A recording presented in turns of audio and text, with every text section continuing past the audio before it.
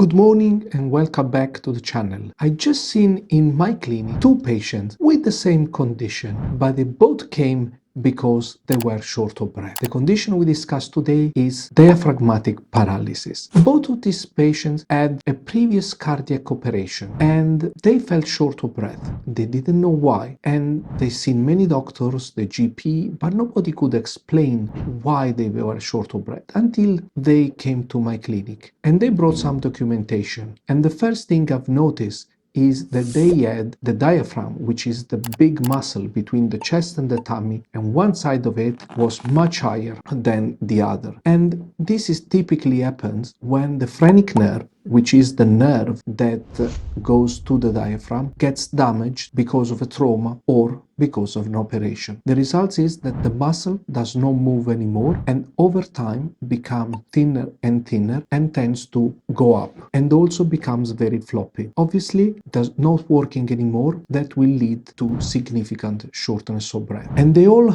were surprised when I gave them the diagnosis and they asked me how to fix this problem. Well, unfortunately, we cannot make the nerve grow back. But what we can do is to make the diaphragm stiffer and lower it down. So imagine you have a floppy piece of paper. When the good side contracts against the floppy side, normally all the force is wasted moving the floppy part, not pushing the rib cage out. But there is an operation called diaphragmatic plication where essentially we take the diaphragm, this floppy sheet, and we fold it so that we make it stiffer. In that way, the good side will contract against something stiff, which in turn will move the rib cage out. Also, bringing the diaphragm out, we recruit more of the lung, which has been completely compressed by the raise of the diaphragm. This operation can be done by keyhole approach